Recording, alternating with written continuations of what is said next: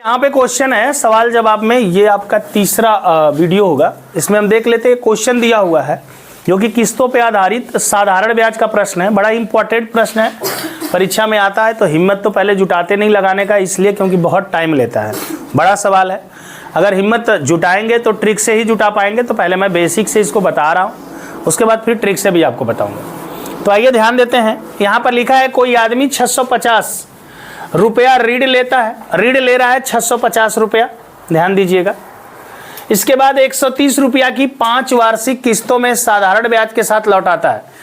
पहले एक एक किस्त जो इसको देना है तो 130 रुपया की किस्त देना है। यदि कुल ब्याज उसने इतना दिया तो ब्याज की दर बताइए। ऐसे तो लग रहा है उसने ब्याज दिया ही नहीं, 13 × 5 = 65, 650 रुपया ही आ रहा, लेकिन इसने बता रहा है कि ब्याज दिया। तो ठीक है, देखते हैं।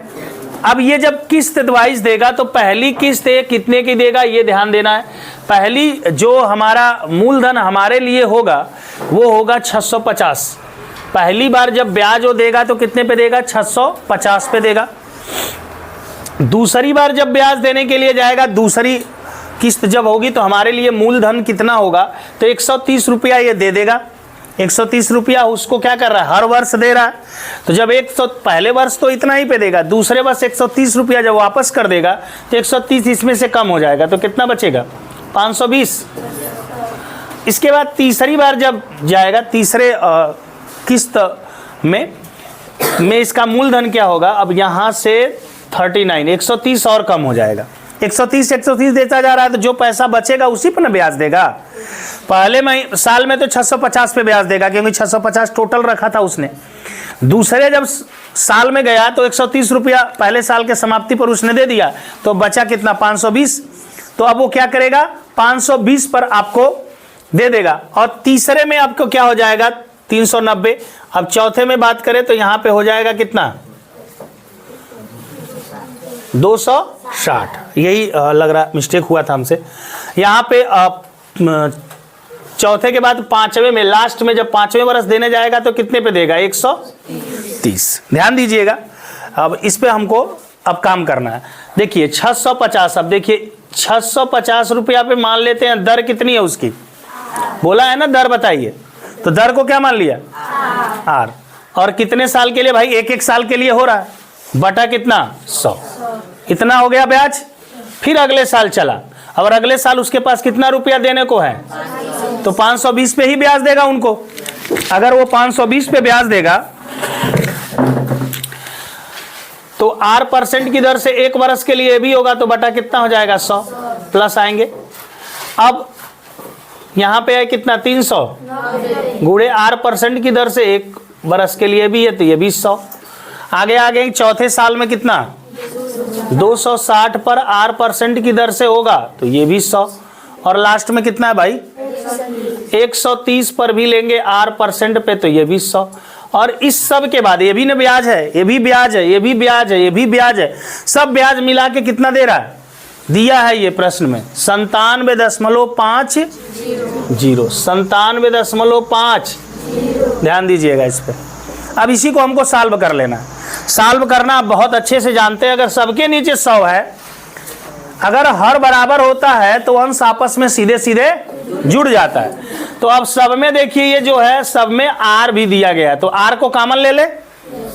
650 का 1 में गुणा करेंगे तो कितना आएगा, 520 का करेंगे तो इसी प्रकार 390, सॉरी, फिर इसी प्रकार कितना, 200, फिर 100। कोष्टक बंद कर दीजिए। सबके नीचे क्या जाएगा, बराबर कितना है, 97.50। 97 अगर मैं इस 100 का मल्टीप्लाई कर दूं तो दशमलव हट जाएगा, क्यों, क्योंकि भाई 2 जीरो है, तो 2 अंक दशमलव पीछे जाएगा। यहाँ पर अब सबको हमको जोड़ना है, ध्यान दीजिएगा। इन सबको हमको क्या करना है, जोड़ना है। तो R मल्टीप्लाई जोड़ने जा रहे हैं, सब में 0 है तो 0। 3 36 9 9 18 2 20 5 हासिल 2। 1 2 3 3 6 5 11 11 6 11 6 17। 1 2 कितना होगा, 3 3 6 6 5 11 6 17 और 2 कितना, 19। बराबर यहाँ पे है 9700।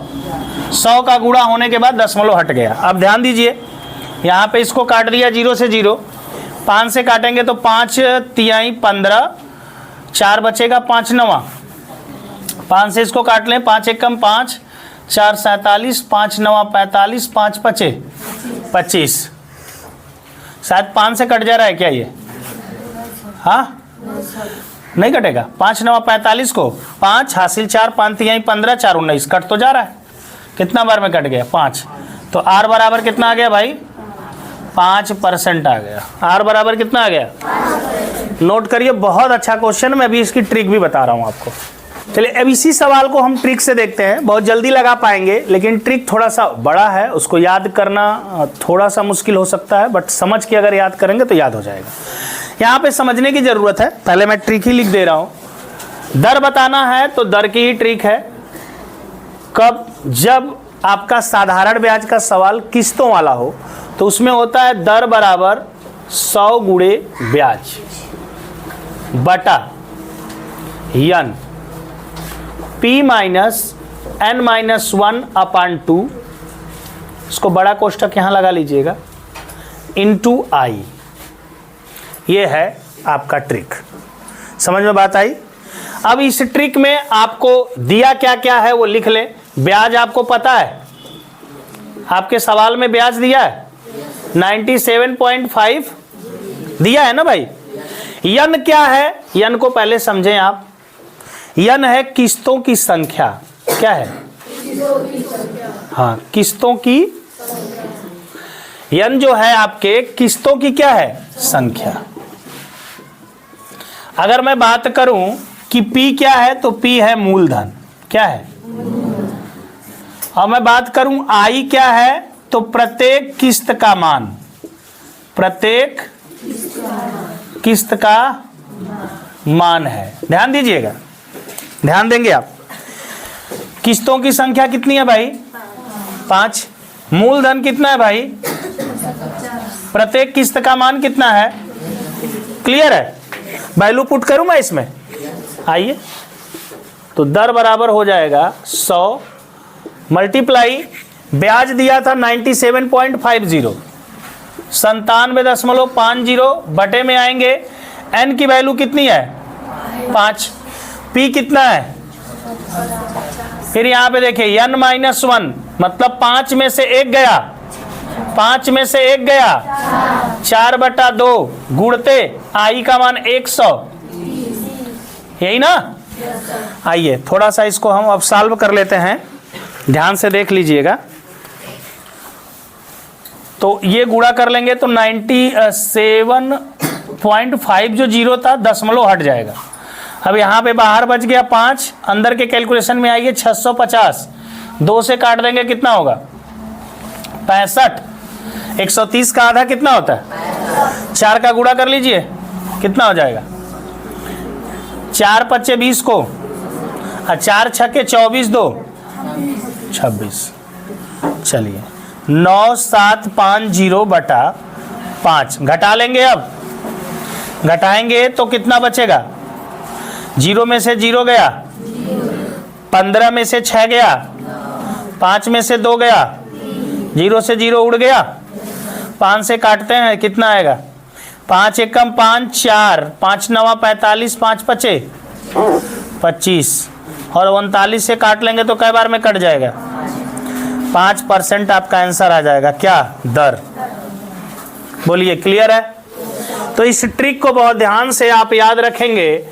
किसके लिए भाई? जब आप कंपटीशन में जा रहे हो, ऑब्जेक्टिव क्वेश्चन हो, हमको जल्दी आंसर देना हो, और सवाल हमारा किसका हो? साधारण ब्याज का किस्तों वाला सवाल हो, तो दर बराबर आपका होता है 100 गुणे ब्याज अपान n बड़े कोष्टक में p minus n minus 1/2 into आई।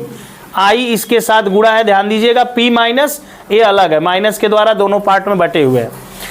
n आपका है किस्तों की संख्या, जैसे कि यहाँ पे 5 वार्षिक किस्त, तो 5 किस्त हो गई। p आपका है मूलधन 650 था।